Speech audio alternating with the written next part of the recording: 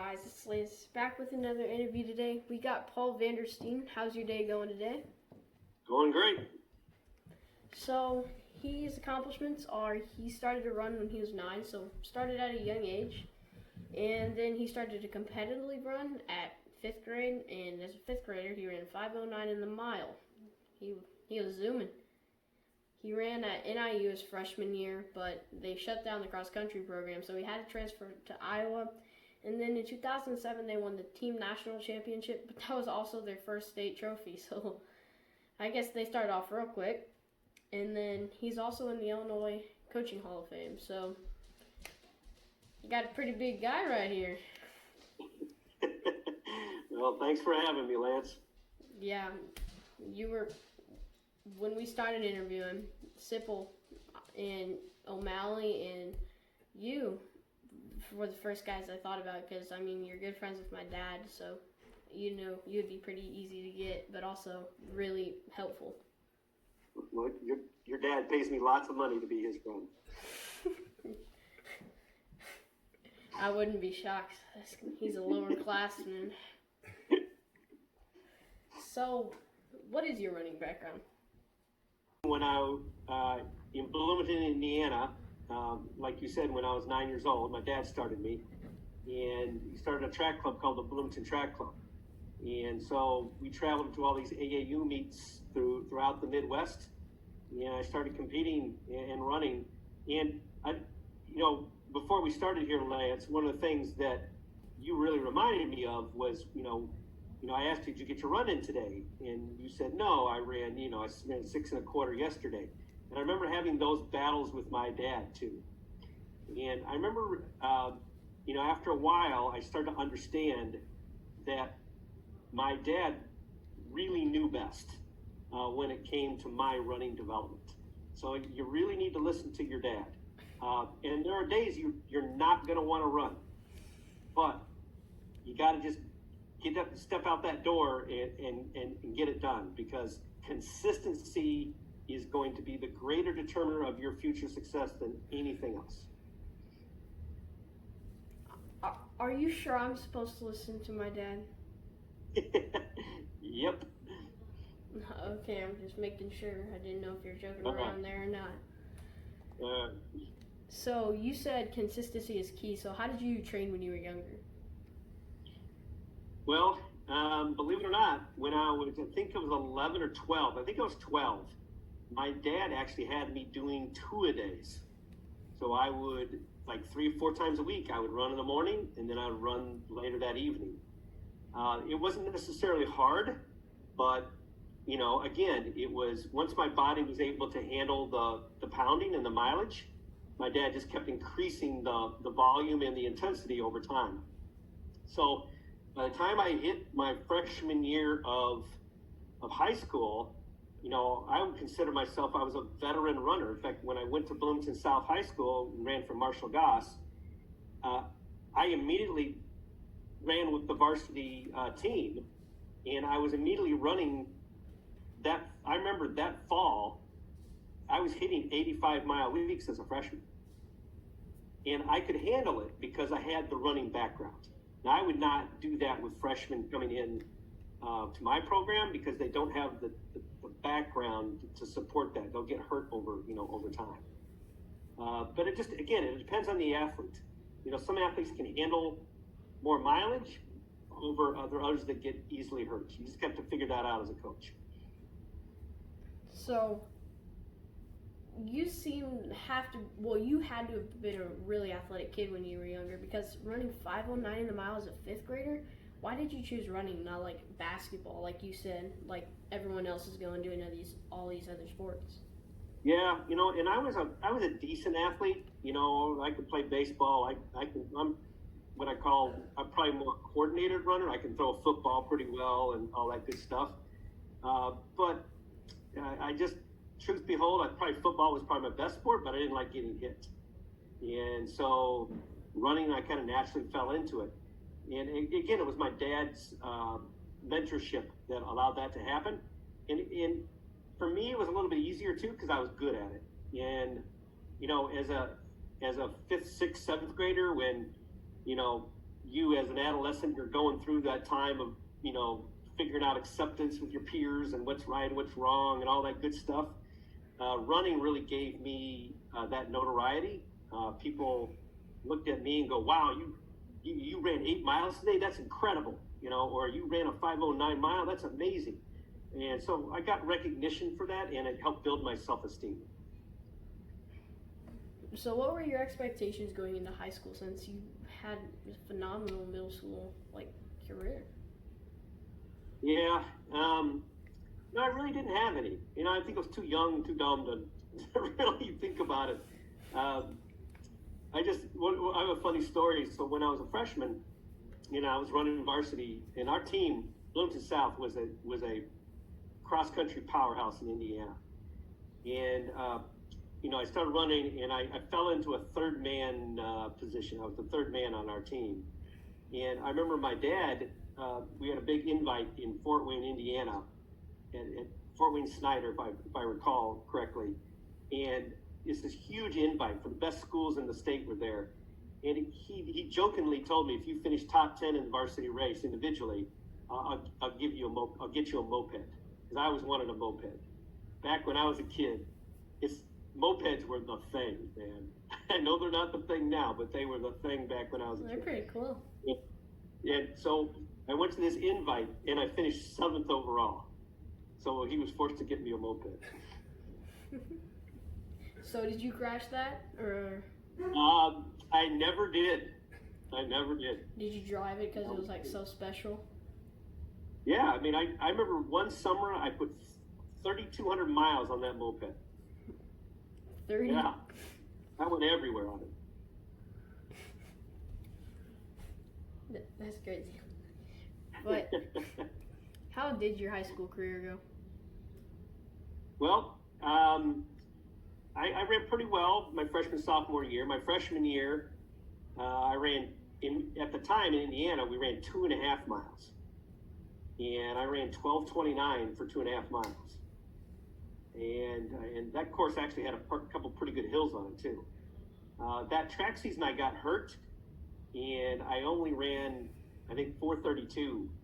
I only ran 1 or 2 races. I had this weird toe tendon injury, whatever. Then my sophomore year, I was consistently our number 1 runner. I was all-state in the state meet. I was 24th overall, and I ran a 4:24 mile as a sophomore, which is the equivalent, you know, run like a 4:22 and change for 1,600. And, you know, I think I ran 9:45 for a 2 mile. And, you know, I had a pretty successful, you know, career there. Then my father got a job at Westwood Sports Complex in Sterling, so we moved. And that's about the time my dad kind of was more hands-off too. Right when I got into high school, my dad stopped coaching me. He didn't want to interfere. And I look back on it, and I kind of wish he would have stayed more involved in my running, you know. But it is what it is. And my junior, senior year, high school, I didn't run particularly well. I was not all-state in cross country. I ran 15:06 at Detweiler, but my state meets were never good. You know, I ran 1:57 for the 800. I ran 4:22 for a mile, and I ran 9:30, I think 9:33 for 2 miles. So, not a great way to finish my high school career by any means. Well, if you didn't have a great high school career, at least you still had that middle school. Maybe I can get back to this or something. Yeah. You know, it's interesting too, because I hear a lot of coaches say the kids should not, you know, get after too much in their middle school years because you'll burn them out. For me, it wasn't a physical burnout, but it was, I think I accomplished so much when I was in middle school that the high school accomplishments maybe didn't mean enough for me to really do the work that I think I needed to do. Now, when I was at Bloomington South, I was part of a program that allowed me to do that. But when I moved and I was more on my own in terms of my training, it just didn't happen. Well, where did you want to go running in college? You know what? I never really had any, select schools I wanted to go to. Eastern Illinois and Northern Illinois both recruited me, and I ended up going to Northern. It was closer. I ran for this guy named Dave Erdahl. He was 21 years old. In fact, there were like 3 athletes on the team that were older than he was. And he was our head coach. He was phenomenal. He was a great guy. And unfortunately, I went to a meeting like in February, and the AD came to this meeting and said, "Guys, your sport is canceled. So cross country, track, baseball, and badminton eliminated." So I transferred to Iowa. And like I said earlier, before we got on here, I almost went to Eastern Illinois. But Coach Woodall, who was a legendary coach down there, was retiring. So I decided to go to Iowa. Should have gave Eastern a try. Well, I think my running career would have been better if I did. But I don't regret my experiences at Iowa. It just was a phenomenal school to attend. Now we're going into coaching. What were your expectations for your kids? Are your expectations as a high schooler? Like you said, your goals or maybe didn't mean enough because you accomplished so much in middle school. Yeah, what I realized is coaching really mattered, right? And not just for the performance level, but also for self-esteem and for the development of an adolescent. My coaches were critical to how I viewed myself and my, the goals that I pursued and things like that. So that's what I wanted to do. I wanted to make a difference. In fact, when I first started coaching, my first coaching job was at Peoria Notre Dame, a Catholic school in Peoria, Illinois. And I was assistant cross country, and then I was the head girls track coach.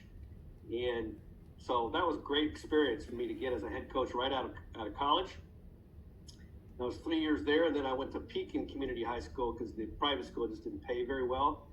And there was no cross country position open, so I was an assistant girls track coach there. So my first 6 years were really dedicated towards developing the young ladies into good runners. And I liked that role because I felt they were underrepresented in terms of being paid attention to. And so I felt it was important that I put my energies towards elevating their game, so to speak.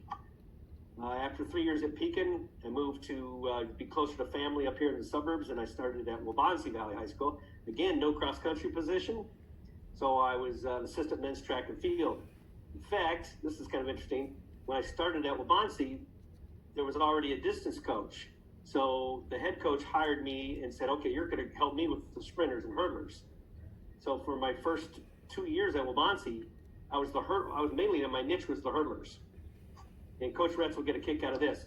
I coached 5 guys that broke 15 in the high hurdles. In fact, 3 of them ran 14.6 or faster. One of them ran 14.2. Are you kidding me? Yeah. I had just an amazing group of young men that worked their tail end off, and it was a lot of fun. So then Neuqua Valley opened when I taught at Waubonsee. It's the same district because the South Naperville was growing like mad. So when Neuqua Valley opened, I put in for the transfer because I always wanted to start my own program in cross country, and I got the opportunity. In my first year at Neuqua Valley, I had like 18 guys on the team, and we got our butts handed to us many times, but we eventually built it up from there. So in 2007, what was it like winning that team title? And also it being your first state trophy that year? Yeah, it was pretty incredible. We had the individual state champion in that race, Chris Derrick, who now runs professionally for Nike. Ran 13:52 and change, almost broke Craig Virgin's record. And some people say he did break Virgin's record because the course changed, but that's a whole other story. But yeah, what was really fascinating about that season is my number 2 guy, Jimmy Riddle. That was his first race back after a tibial stress fracture that he got in mid-September. And he was in 15th place, 18th place, with 200 meters to go, and he fell apart. So he didn't even finish in our top 5. And we still ended up winning. He later got healthy and ran, at Nike Regionals in Terre Haute. And then at Nationals, believe it or not, he was 6th overall at Nationals. Chris Derrick won the thing individually. Jimmy Riddle was 6th place overall, and that's what enabled us to win that national title. What was it like coaching someone like Chris Derrick? Like, did he run more than other people, or did he like was he just mixed in? Well, here comes back to my lesson. Guess what Chris Derrick did that a lot of other athletes, a lot of runners didn't do? Got out Ran every day. He was consistent. And he did it in moderation. In other words, he didn't go out and he wasn't a knucklehead and going out and running a 20-miler and getting hurt. He just went out and he did everything I prescribed, and he never took shortcuts. And he didn't go to the well in workouts. I mean, he worked hard, don't get me wrong, but he always left a little something in the tank so that he made sure he recovered for the next harder workout. And, he stayed healthy, and he just kept getting better and better. In fact, he was our 7th best fresh soft kid when he was a freshman. He was not very good when he was a freshman, but he was also very young for his grade. He didn't turn 17 until October of his senior year. So it just goes to show he was very young for his grade. So I always think if Chris Derrick had another year in high school, what he would have done to the records. Wow, I did not know that. Yeah. So that wraps it up, but in 2 or 3 years, are you going to come down to St. Joe and have an assistant coaching you? Yeah, I retire in 3 years. I don't know what I'm going to do. And maybe I'll move down to Champaign and come over and help your dad. I think I know what you're going to do. I think you're going to do it. You know what that means? That means I'll be coaching you. I think that's your dad's plan, see? So you don't get that father-son conflict. He's going to have me come down and coach you. Just be a solo coach. That's right. I'll be just your personal coach. You're going to be like my escorter to go get a water. Back up. That's right. Wait for your autograph. So, your bike crash, did you pass out on your bike or something? Yeah. My pinky was literally at 90 degrees. It was pretty gruesome. Hey, let's see it. Let's see the pinky. Or is it in the thing? There it is. It's all bruised, but it's. I took my skin off of it. I get the doctor appointment tomorrow, so there's a bone chip in there too. I guess I broke it also. So. That's awesome. Whatever. Just my pinky. Life goes on. I mean, it's the pinky. I mean, what are we going to use for that? But you don't realize how much you use your pinky until you do something like that to it. So, what do you think the best advice for, me running would be? Well, number one, you already heard it. It's the third time you heard it. Be consistent. Number two is find ways to make it fun. Running needs to be fun. But here, I'm going to let you in on a little secret. Running is more fun when you're getting better. When you improve, running becomes more fun. So always keep track of your personal bests and always strive to be better than what you were before, and you will have fun. And then obviously with your teammates, the people your friends that you run with. And think about this. There is no other sport that you get to have the majority of your running is going to be what we call aerobic, right, where you can talk. So the majority of the time, you're with your friends with no distractions, no headphones, no cell phones, nothing like that. And you're out in the middle of nowhere in the roads of outside Champaign there, and you're talking. You're having conversations with your buddies. And that is so cool because no other sport allows for those conversations and that depth of having those conversations than running.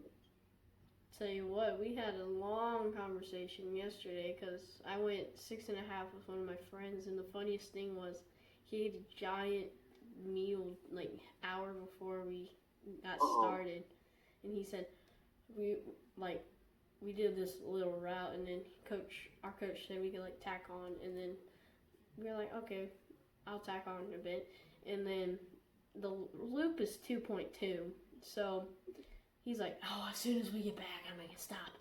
No, he goes in 6.5 or 6.25. Yeah, that's awesome. Yeah, and you have those conversations and those memories. Those are the things you'll look back on. You know, when you look back on your youth, you're not going to remember really talk about so much the times and places as you'll remember the fun things that you did with your friends. Yeah. Running, like, I say this to almost every person I interview. The reason I started this is to help people like get out during this time, because when we were in quarantine, like major quarantine in Illinois, it was hard getting out the door, just like running by yourself, have dad ride with you, mom ride with you.